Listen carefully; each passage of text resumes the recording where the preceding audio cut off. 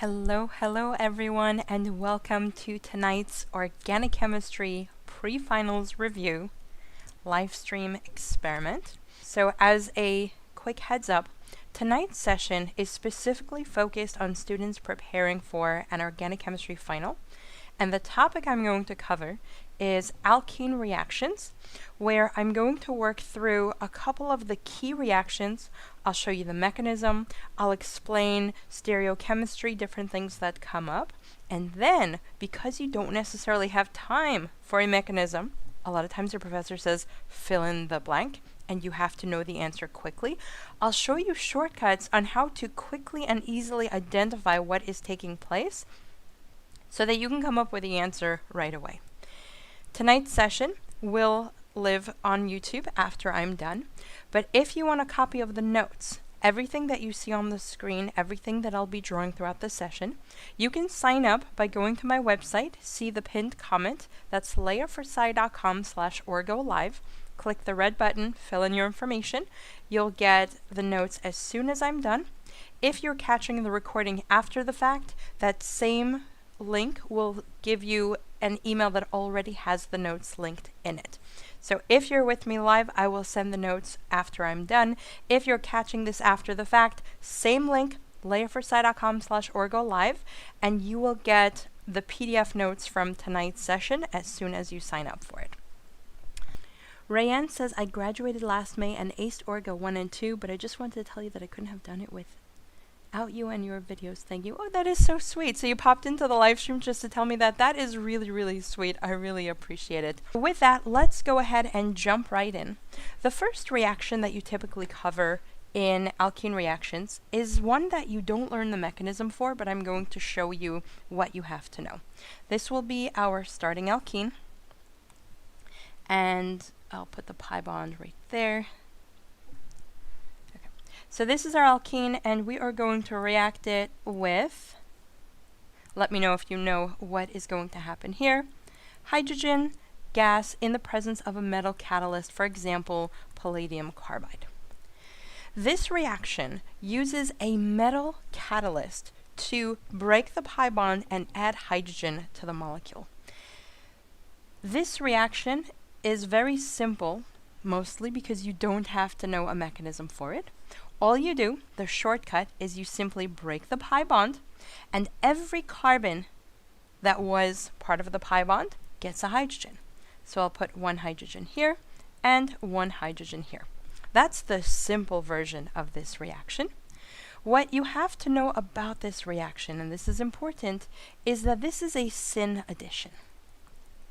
When you hear the word syn, what comes to mind? What does that sound like?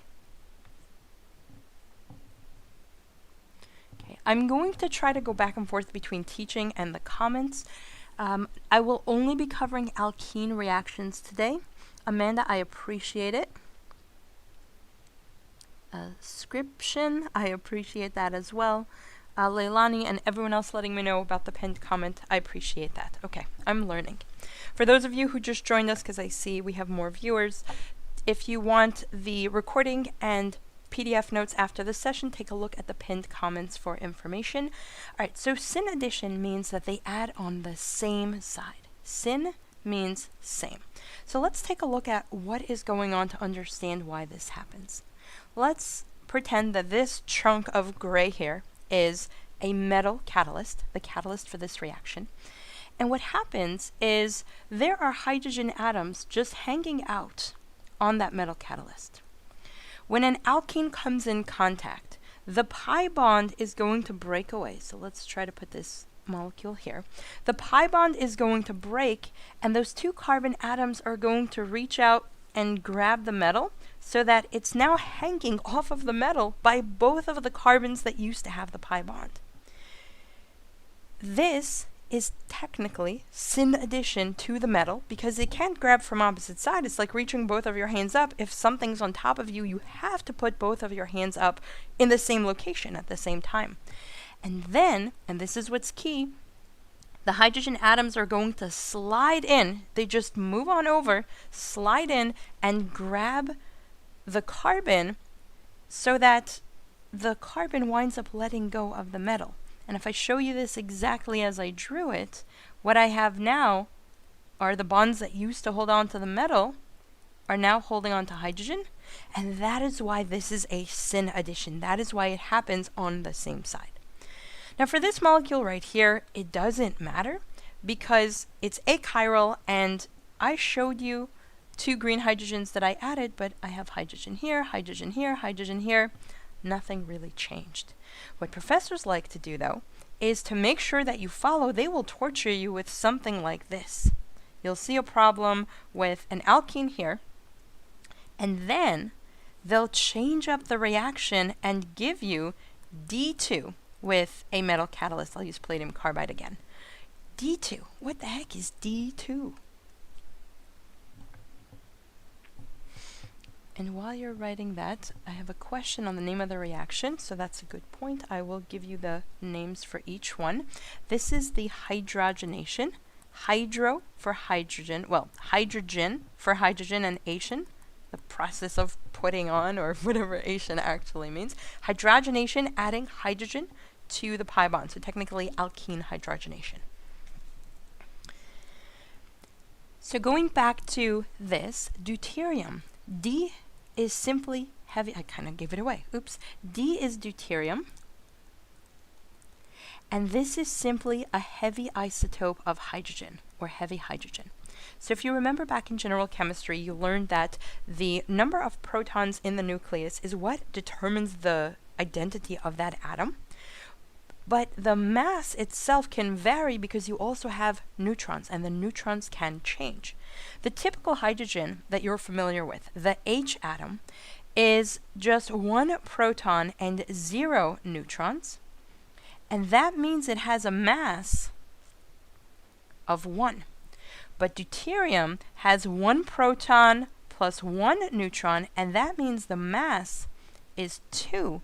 That's a heavy hydrogen. That's what the D stands for. And anyone who speaks another language, the number 2 in many languages sounds like deuterium, dos. So that's what the D is. And in this case, going back to the problem, your professors want you to show that you know that this is a syn addition, and what you have to do here is you put your hydrogens, let me put the hydrogens in a different color because those were already there. I try to keep the colors consistent. If you're on my email newsletter, you know I have ADHD, and I feel like if I taught everything like this, I would lose my mind, and you would probably too, because it's just too boring. So I do everything in color, but I also do it so that you can follow what is happening. We'll put 2 gray hydrogens here, and I'm going to push them down on dashes. I will then put my 2 deuterium atoms on wedges to show that they're coming forward. Could I have done it backwards? Absolutely. In this case, it doesn't matter because there is symmetry in the molecule, and that means from a stereochemistry perspective, this is a meso compound, and if I created the opposite, where I have the deuterium down and the hydrogen up, it would be the same exact thing. So this is meso, and that means I only have 1 product from a perspective of stereochemistry. Me too, absolutely. If you have any questions on hydrogenation, go ahead and type it in. While you do that, I will start working on the next reaction. That'll give you a moment to type in your questions. I think there's a little bit of a delay, so it'll also give me a chance to see your comments. So the next reaction I'm going to look at is hydrohalogenation.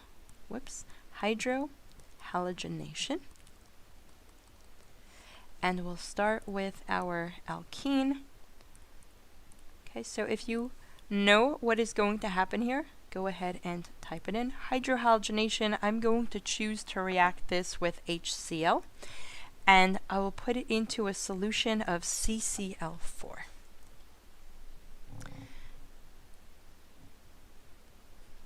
Yvonne says, that's probably why I understand what you're teaching. I have ADHD too. Colors help so much. Oh my goodness, colors have been a lifesaver for me. Not just when I was in school, but even now I have colors in my calendar, colors in, if I'm planning out a YouTube video and I want to remember to do this trick and this shortcut and this whatever, the colors help keep my brain organized because they look different and they just come out differently. Question, won't this have enantiomers? So for the last question, no. The reason this one does not have enantiomers is because it's a meso compound, and that means if I try to draw the mirror image, you know what, let me keep that in there so you can see. If I try to draw the mirror image, it will be superimposable, and therefore I only have one stereoisomer. If I put something else on here, like a methyl group, then I would have another chiral or technically it's chiral. I would have another stereoisomer, and that's because it would no longer be a meso compound. So I challenge you for homework to try that and figure that out. Moving on to hydrohalogenation. As the name implies, I have hydro for the hydrogen, halogen for X, that would be chlorine, bromine, or iodine. And this is the reaction where we add a halogen onto the molecule. So let's start with the mechanism, and then we'll break it down for the shortcut. This reaction starts out where, actually, let's take a step back.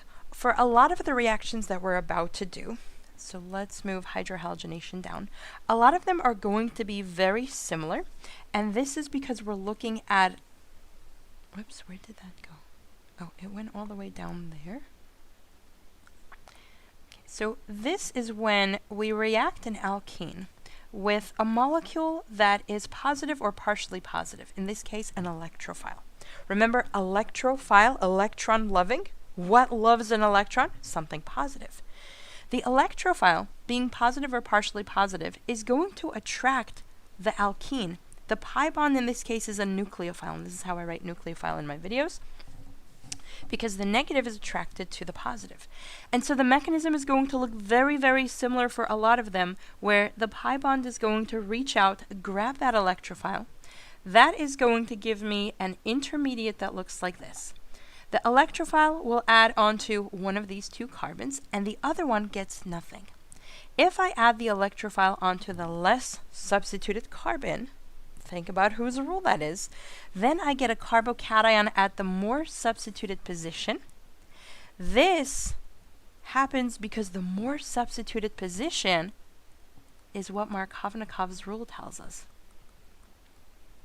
And I have an entire YouTube video on this if you need it explained, but Markovnikov's rule essentially tells us that we have the most stable, most substituted intermediate, and therefore whatever else is adding adds to the other position.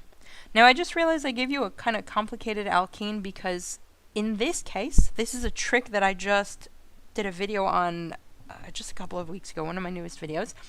Anytime you have a secondary carbocation near a tertiary carbon, something's going to happen. What is going to happen here? This is the trick that I just taught in my newest, or one of my new YouTube videos, not the last one, but I think the one before that. You're going to get a hydride shift. So I made this more complicated than I planned. I wasn't planning to do a hydride shift, but hey, bonus teaching because I didn't think through the molecule. The hydrogen with its electrons is going to jump over to the next position.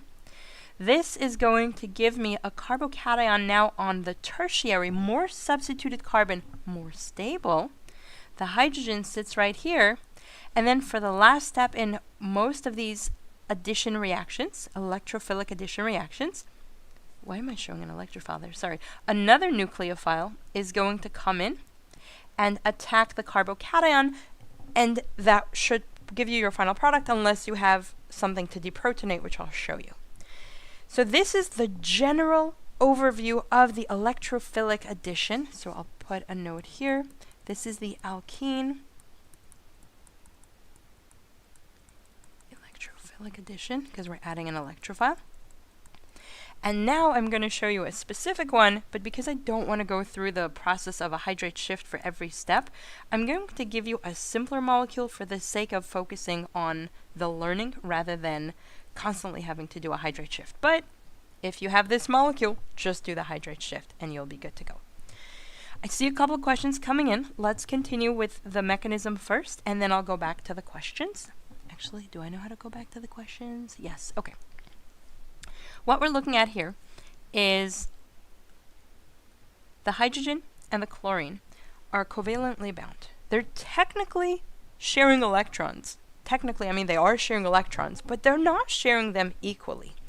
The way I like to think of this is just referring back to myself and my sister when we were younger. I'm 2 years older than my sister. That means bigger, stronger, greedy, unrelated to being her sister. You know, just we as kids like to have things for ourselves. And anytime people would give us presents, they would give something for my brother, for the boy, and then something for the girls to share. They always gave us stuff to share. Why couldn't I just get my own present?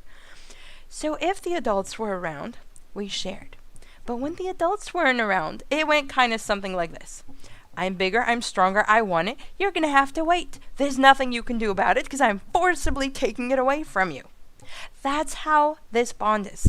Even though they're sharing, chlorine being an electronegative atom pulls on the electron density, making it partially negative. Hydrogen is then more exposed at the nucleus, making it partially positive.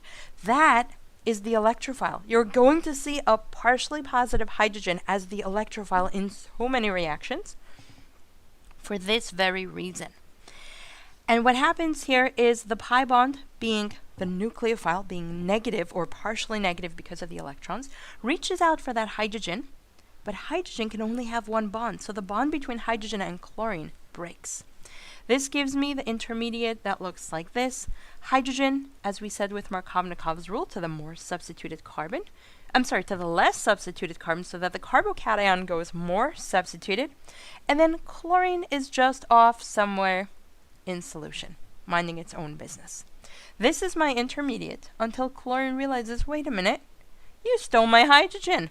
And so chlorine, being negative, being the new nucleophile, comes and attacks the carbocation to give me my final product that looks like this, with chlorine at the more substituted position. Okay, so we'll do some questions and then I'll go into more details on this question. So then if it had a substrate and when it's a hydrogenation, we'll have an... Okay, so you're asking on the last one, what I challenge you to do is ask yourself, does this molecule have an internal plane of symmetry? I have a recent video that I just posted on meso compounds. Watch that. I guarantee that will answer your question. I hope Orgo 2 is easier because I'm barely hanging on right now. Orgo 2 is Orgo 1 on steroids, and what I find is that most students try to get through this class by memorization. You'll notice that I'm trying to tell you the why behind everything today, and if your problem up until this point has been not understanding, start learning the why, the way I teach it, and you'll find Orgo 1 gets easier, and then Orgo 2 will make sense as well. Orgo student, so we're focusing on alkene reactions. Anyone asking for something else? I am going to take suggestions later for tomorrow's live stream. I'm planning to do another one tomorrow. So I'm seeing a lot of different comments there. Hold on to that question until the end because I will ask you there. And M says, I wish I could stay longer, but I'll be back. For anyone who can't stay for the entire live session, just see the pinned comments for access to the recording and the notes of everything I'm drawing today. Go to leahforsyth.com/orgolive and you'll get the notes and you'll get the recording and you'll be able to catch up and watch it again.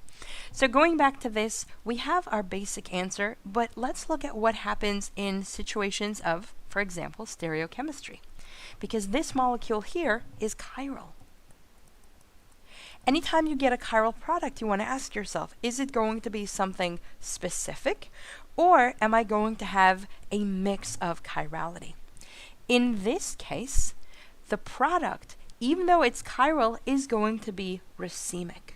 Why is this a racemic product? Well, first of all, what is a racemic product? A racemic product means that I'm going to have a combination of R and S, most likely at a 50-50 mixture, just because both of them are going to happen at relatively equal rates. So what we're looking at here is the carbocation intermediate, and that is the answer for why this happens. The carbocation intermediate has a hybridization of sp2. If you think back to your general chemistry basics, an sp2 hybrid has the shape of trigonal planar. Trigonal planar is a very fancy way of saying flat. And if it's flat, the chlorine can come and attack from the top and from the bottom. You can get one stereochemistry from the top and one stereochemistry from the bottom. And so if I show you the chiral versions of this product, I would have to draw the skeleton twice And then I'll put one of the chlorines on a wedge and the other one on dashes.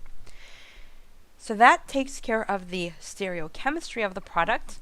In terms of the addition, if you have a carbocation intermediate, there's no syn or anti-addition.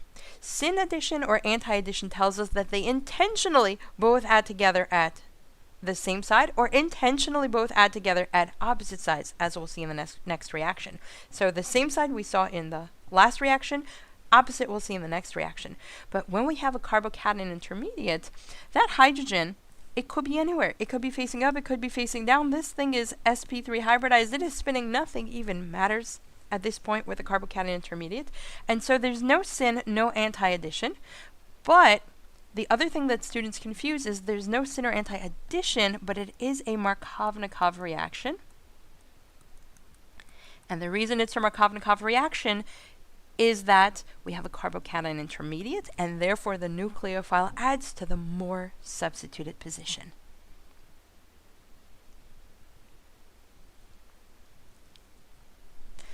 All right, so any questions on hydrohalogenation, go ahead and type it in. In the meantime, let's move on over to halogenation. Actually, I forgot to show you the shortcut for this, so let's do one more quick problem. Let's say I have just a big, complicated alkene, and I'm trying to figure out the product of this reaction when I react with HCl and CCl4 without having to draw the entire mechanism. All I do in this case is break the pi bond. So let's back up. How do I know what reaction is taking place?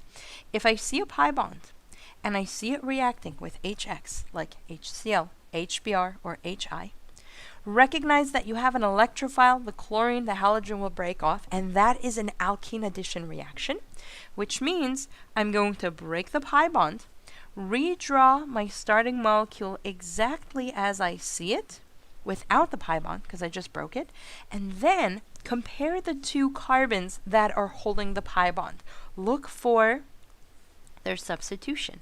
This one right here is a tertiary carbon. This one right here is a secondary carbon.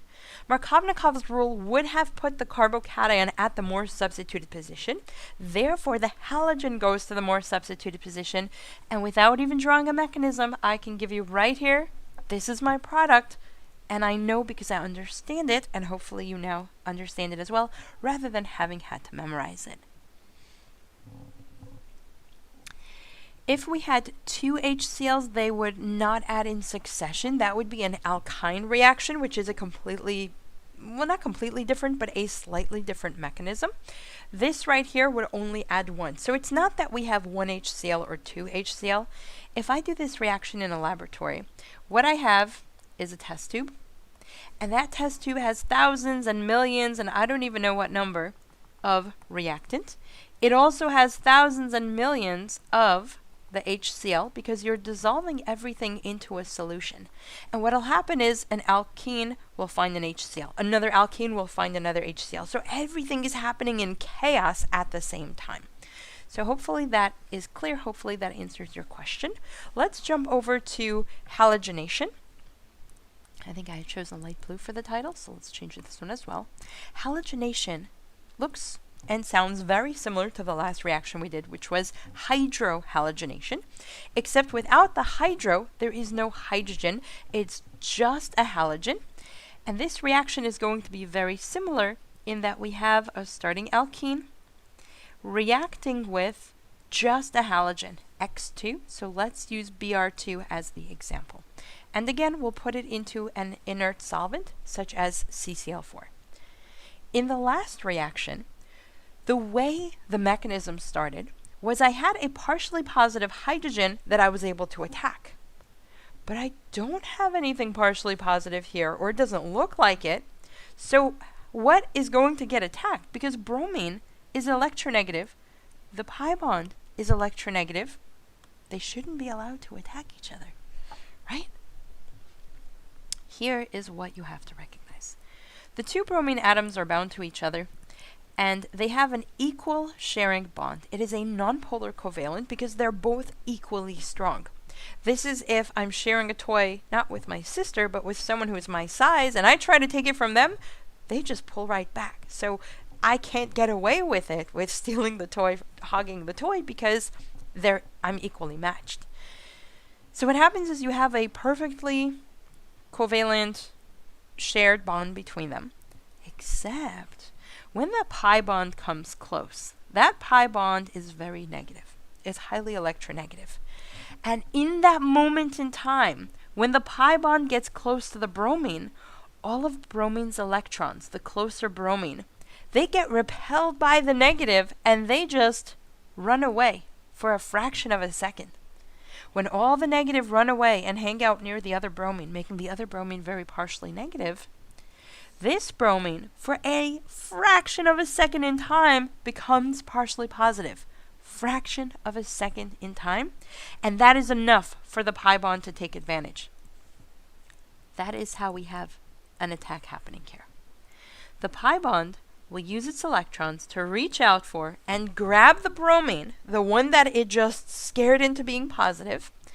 This bromine wants nothing to do with it. It says, too much drama, I'm out of here, and breaks away. This bromine, though, says, hey, you tricked me. And in return, it attacks right back.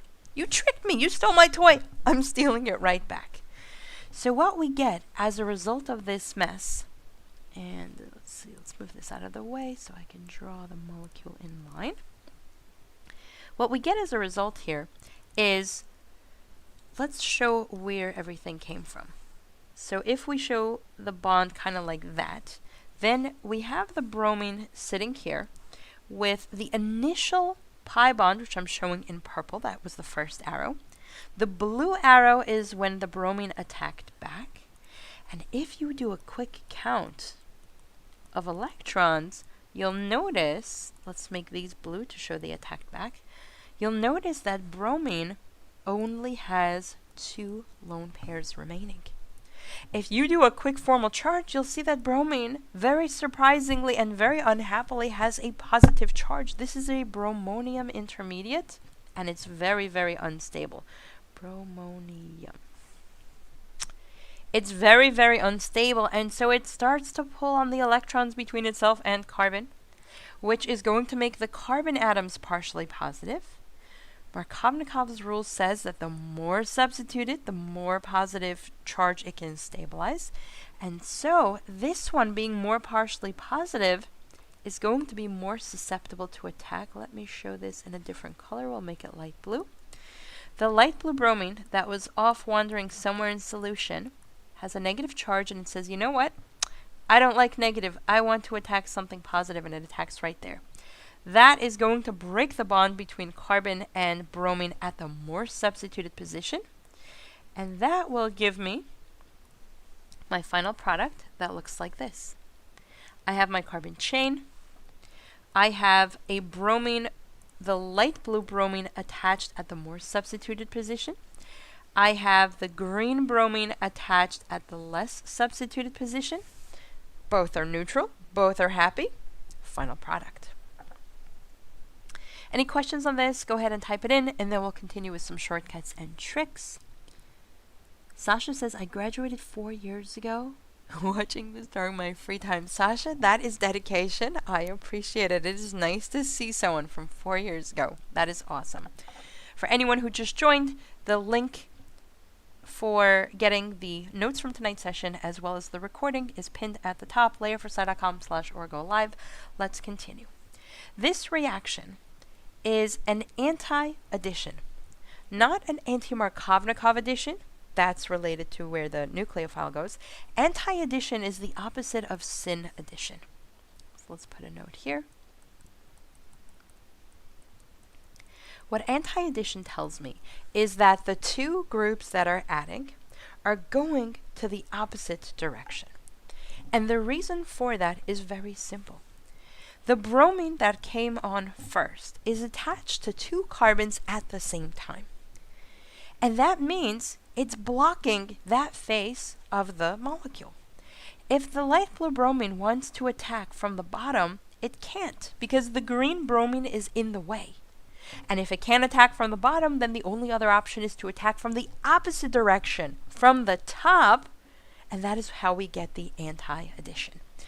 In this case, it doesn't matter, but I'll show you another reaction where it's actually very obvious.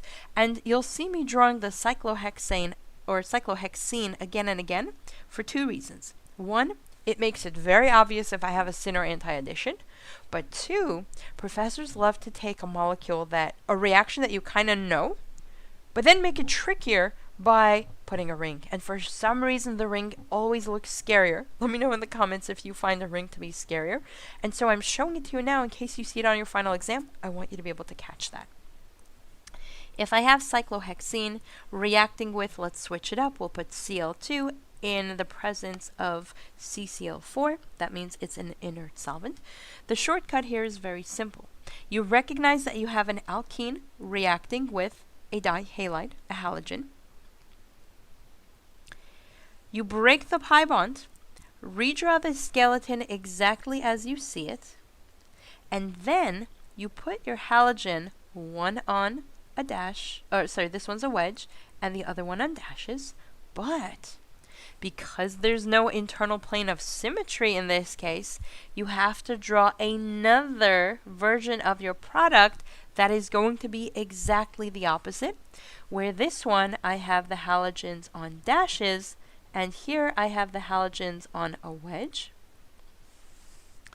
What is the relationship between these two products? Isabella says the ring is easier. Interesting. Natalie says rings and then chair flips. Yeah, those are definitely tricky. The relationship between these two, because they're exact opposites, are enantiomers. So these are enantiomers that will occur with equal probability, 50% of one, 50% of the other.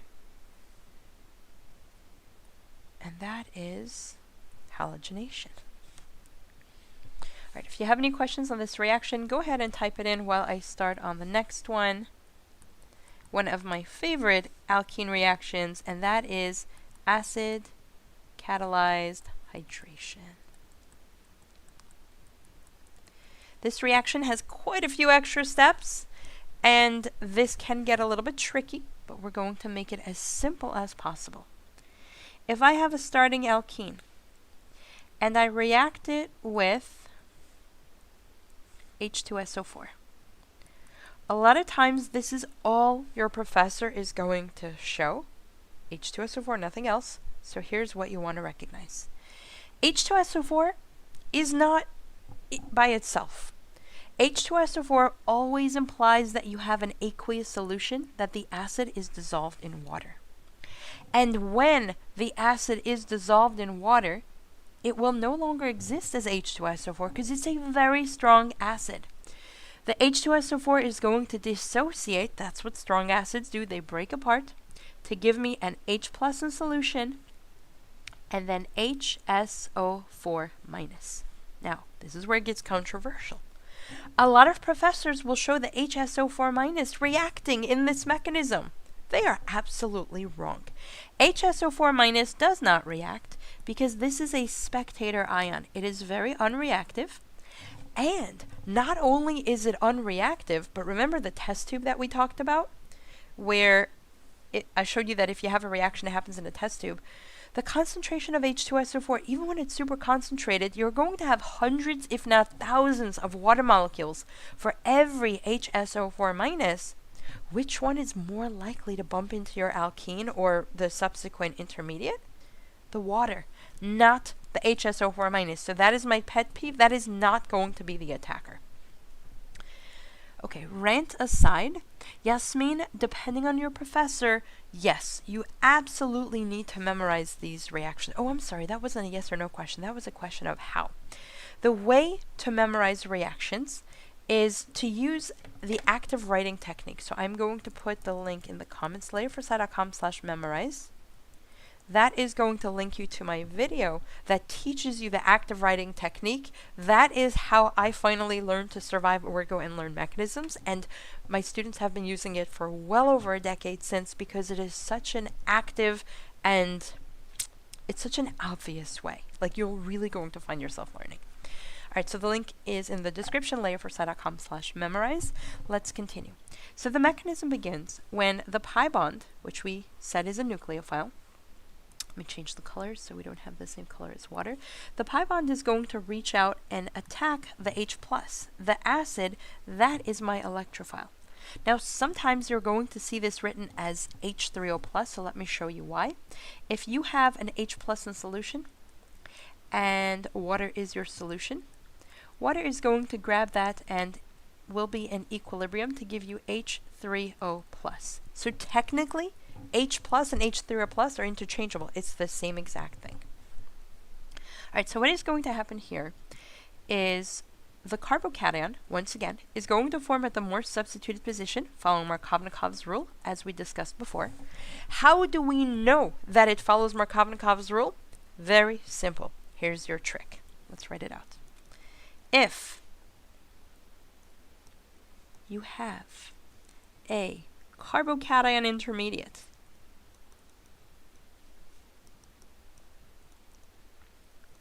then you follow Markovnikov's rule. I'm going to call him Mark's rule just because his name is way too long to spell.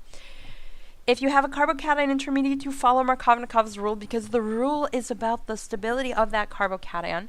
That means that the hydrogen that I just added went to the less substituted carbon so that I can get my carbocation here, and we move on to the next step. Water, which I have tons and tons of in solution, as we already explained, has a very partially negative oxygen because the polarity between oxygen and hydrogen is quite intense. And so water is going to reach out and attack the carbocation position to give me an intermediate again. So this is my second intermediate. I told you there are quite a few steps in this reaction. As follows. I have the entire water molecule having added on. It used one of its lone electron pairs, which I'll show you here in purple so that we can follow the bond. And then the blue one is still there. A quick formal charge is going to give you a positive oxygen. Oxygen, in this case the oxonium, is not happy. It has regret. It was greedy. It was electronegative. It attacked the carbocation and then it realized, oh, now I'm stuck with a positive charge. It's kind of like Thanksgiving. Who else did this on Thanksgiving? You were so excited for all the delicious food. We had a really, really nice time at my in-laws, and my mother-in-law loves Thanksgiving. So we had the best of the best food. And of course I'm gonna eat it. It was delicious, it was warm, it was fresh. My mother-in-law spoils us. She's awesome. And then afterwards you finish eating all that and go, oh my goodness, what was I thinking? I ate too much. I'm so, not just full, overstuffed. That's what's going on with the oxygen. That's weird, that erased something. No, it didn't erase. I don't know if I'm imagining it. So oxygen is having the regret of it was hungry, it was greedy, it ate too much. And so it starts pulling on the electrons between itself and hydrogen the same way that it did with the water molecule, but even more extreme. That makes the hydrogen atoms very, very partially positive, which answers one of the most common questions I get. Why, if oxygen is positive, is it not oxygen getting attacked? Why is it that hydrogen gets attacked? And the reason is because oxygen is pulling the electron density towards itself. Hydrogens are feeling very partially positive, and so one of the hydrogens gets grabbed. The electrons collapse back onto oxygen, and let's see if we can do a little bit of a drunk dance here. Squeeze that in. Here we go. We have our alkene. We have the purple electron, so I'll show it as a purple bond. The blue oxygen. And, oh wait, I already took that one, so that's not there. There's only one hydrogen left. Now we had a blue lone pair. This last attack happened with the green arrow, so I'll show these as green electrons. My product is neutral, and in solution I have the H3O+, where remember I told you that H+ and H3O+ are interchangeable? So this is my acid catalyst regenerated. The definition of an acid catalyst is something that helps a reaction but does not get used up, or gets regenerated, and right there, that's the catalyst that came back. Here is my final product. This is a flat version, so let's look at characteristics that you have to know for this reaction. We talked about the position of the carbocation, which tells us that this is following Markovnikov's rule. That means it's going to add, the OH is going to add at the more substituted position. And then, if you look at the product, this one happens to be chiral. Is it going to be R or S? Just as we said in the previous one, where I had a carbocation intermediate, a carbocation intermediate that leads you to a chiral carbon or a chiral product is going to be racemic, because the carbocation is flat and it can get attacked from the top or the bottom. If I draw both of my products out, I draw the skeleton, and then I add my OH on a wedge, other OH on a dash. What is the relationship between these two products? Also, I just realized we've been going for a little over 40 minutes, so if you're enjoying this session so far, go ahead and heart the pinned comment. Let me know also in the comments when you're taking your Orgo final. If you're watching the recording, I still want you to put it in the comments, because I am going to be checking and responding, especially over the coming weeks, because I know you have finals coming up. So if you're enjoying this session so far, go ahead and heart the pinned comment, then let me know the date of your upcoming Orgo final exam. While you're doing that, I'm going to continue writing here. So this is a racemic mixture. We're going to get 50% R and 50% S. The reason for that, as I explained, is because we have a carbocation intermediate. This is where things can get a little tricky, so who's ready for some fun shortcuts to help you save time on your exam? So I'll do a couple of fun practice problems with you. The first one is a ring, because, of course, I'm going to do rings. If you see a molecule like this on your exam, and you're told to react it with H2SO4 and nothing else, in your mind, you don't have to draw it out, but in your mind I want you to immediately think H2SO4 is a source of H+, and this is happening in H2O. This is an electrophilic addition. The pi bond is going to attack, and so the shortcut is to break the pi bond. Redraw the carbon skeleton exactly as you see it, and then you add an alcohol. When reacting in water, you add an alcohol at the more substituted position. How did I know that was more substituted? This one is a tertiary carbon.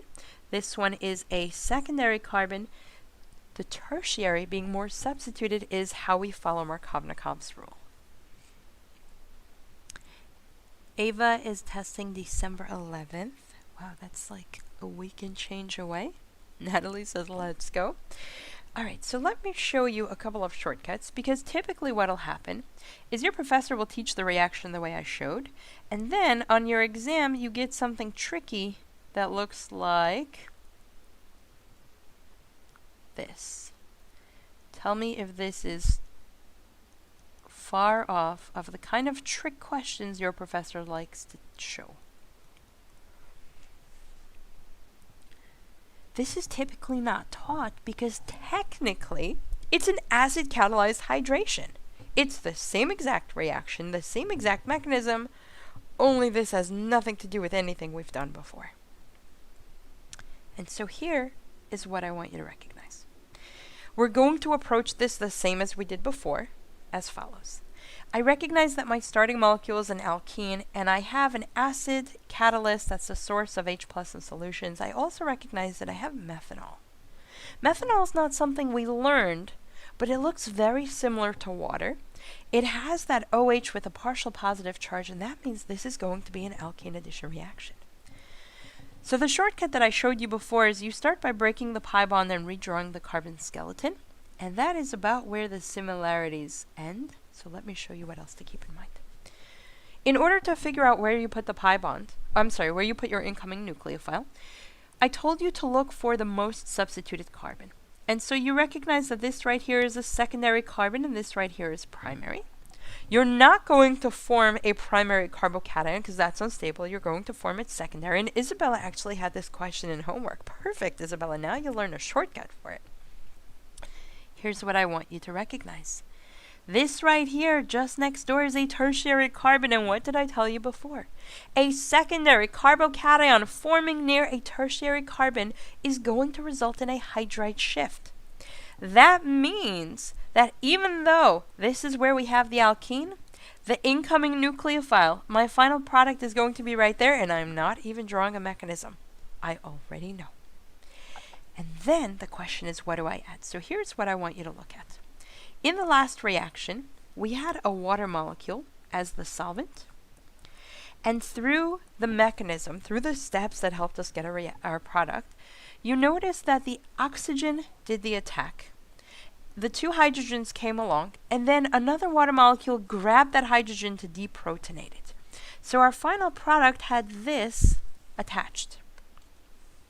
Now on my website, I teach something called the backpack trick. So I'm going to put the link here, and as a reminder, if you sign up, look in the pinned comments, layerforsci.com/orgolive, I'll send you the notes, and that way you'll have all the links and everything as well.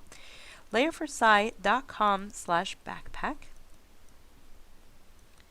The backpack trick tells you that all you're going to do is compare your molecule to water as follows.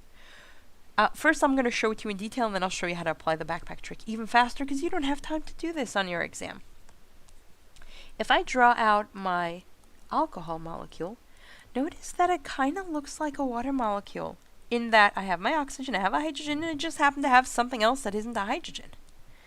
But the process for the last reaction was we added the oxygen, and then we had the positive oxygen, we had a partially positive hydrogen that got deprotonated, we removed it. That is what I'm going to add. So just to make it look consistent, I'm going to cross it out this way. So do you see how I'm adding the oxygen and whatever is attached to it? So this is the backpack trick. Question, will the video be saved after? Yes, go to layerforsci.com/orgolive, link in the pinned comment, and that is how you'll get access to all of this after. So for the backpack trick, here's what you do. You identify the nucleophile in your attacker. In this case, my solvent is methanol, so the nucleophile is my oxygen. Oxygen is the actual atom that is going to attack. You then cross out one hydrogen. You deprotonate, you cross out the one hydrogen, and this is the backpack. This is what I add on. So that is my CH3. And boom, no mechanism, looks nothing like what you learned, but here is your quick, fast shortcut to getting the product. M says, love methoxy group. Hey M, welcome back. Yasmin is testing December 5th. Rebecca is testing December 14th. Looks like everyone in December who commented. Alright, so if this made sense, let's try an even more complicated one. Let's see how complicated we can make this. I'm just making up molecules as we go. So we'll do something like this. We'll put a pi bond here, and we'll react it with H2SO4 in a solution of isopropanol. Okay, definitely not something your professor likely taught in lecture, but somehow very likely to show up on your exam. So here's what we do. We identify that we have an alkene reacting with an acid catalyst, source of H+ in solution. Isopropanol, I don't like words. I need to see it. When in doubt, draw it out. And so isopropanol, that right there looks very similar to what we've done before. An oxygen, partially positive hydrogen, confirmed an alkene addition reaction. And so we start by breaking the pi bond, redrawing the molecule exactly as we see it, or redrawing this skeleton. Then we look at the substitution. Primary, not going to happen. Secondary, more substituted. But it's sitting near a tertiary carbon. That means we're going to have a carbocation rearrangement, and that means this is where the incoming nucleophile is going to attack. And then we apply the backpack trick. We start with the nucleophile, the oxygen atom in the middle. Attach. Then we cross out the hydrogen that we're deprotonating, and we find the backpack. The backpack is everything else that's attached. That is right there, an isopropyl group. I don't know why I did that in orange, but because I boxed it in orange, we can keep that color. And boom, that's a little bit small, but there is my product. A very complicated ether, but hopefully after seeing the trick, a not very complicated approach to getting this ether.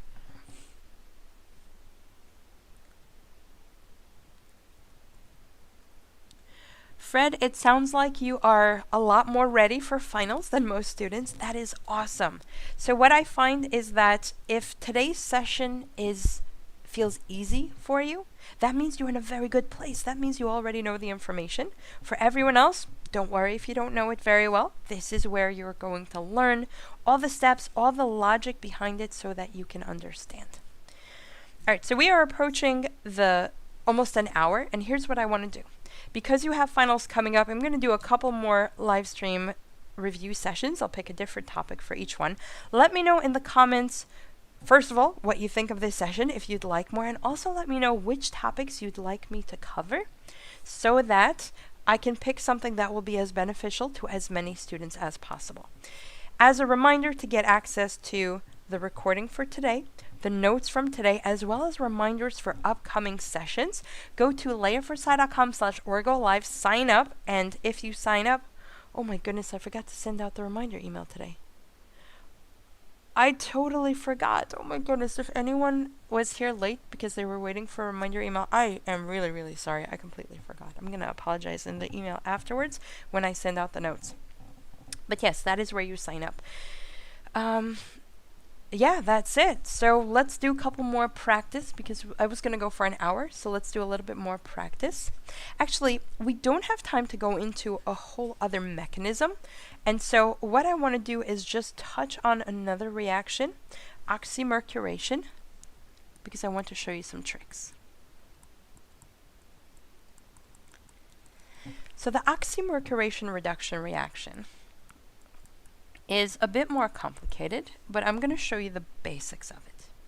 We have a starting alkene that reacts in 2 steps. Step 1 is Hg OAC2. So the OAC is just an acetate group, and you have 2 of them. Then you have water, so I'll put it just next to it. And step 2 is a reduction. That's the reduction portion. This happens with a reducing agent NaBH4. The first step of this mechanism is the one I want to focus on, is very similar to what we saw for halogenation, because the pi bond is going to reach out and attack the mercury. Mercury in return is going to attack back, and one of the OAC groups comes off. So I want to show you this part because this, I think, is where students tend to be most confused. Let's change the colors so we can see what everything is. Let's pick a light blue. For some reason, I'm really feeling the light blue today. So we have a mercurium intermediate, which is very similar to the bromonium intermediate, and it's got an OAC attached. And this is why this reaction is an anti-addition. Not anti-Markovnikov, anti-addition, because the next step, the one where we add water, has to happen from the opposite side to give us our anti-addition at the more substituted position. The reason I wanted to point out this reaction is based on the tricks I showed you before. This is a Markovnikov addition. But didn't I tell you that if you have a carbocation intermediate, we follow Markovnikov's rule? We definitely don't have a carbocation intermediate here. Why are we following Markovnikov's rule? Very simple. This is what I call a carbocation babysitter.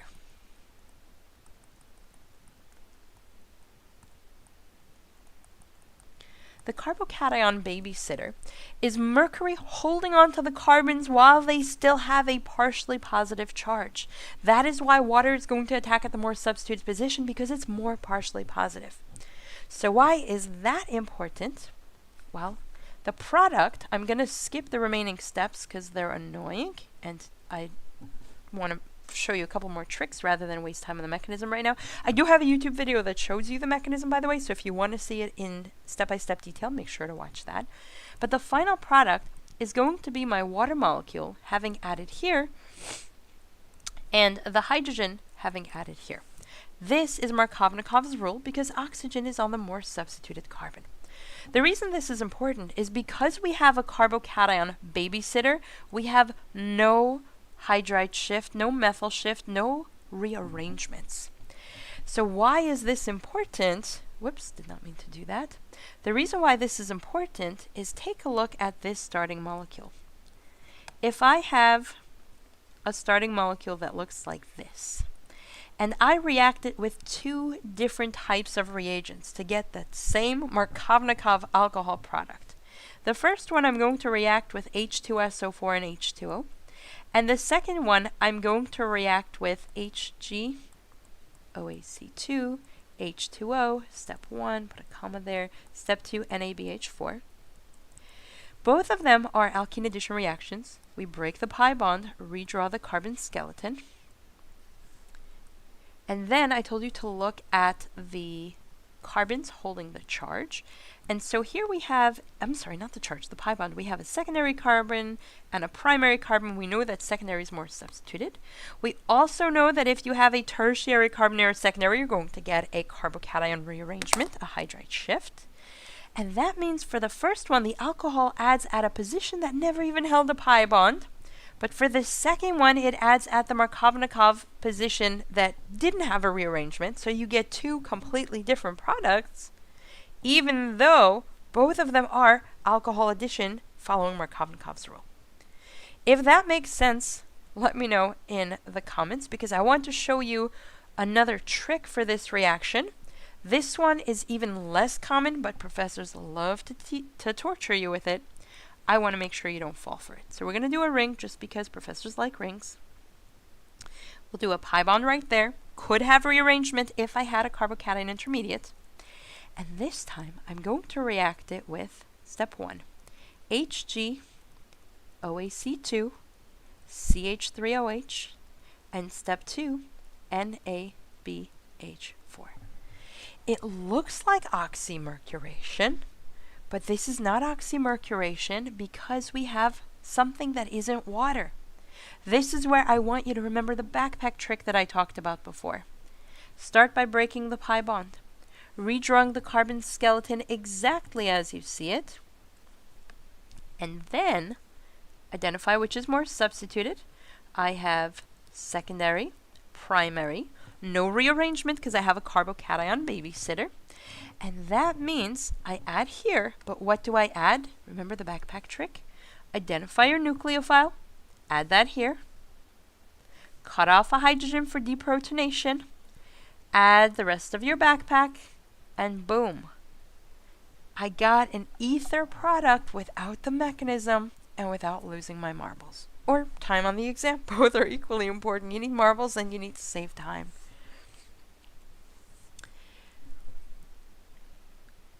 Alright, so if you want a copy of the notes of everything I did here, look at the pinned comment, layerforsci.com/orgolive.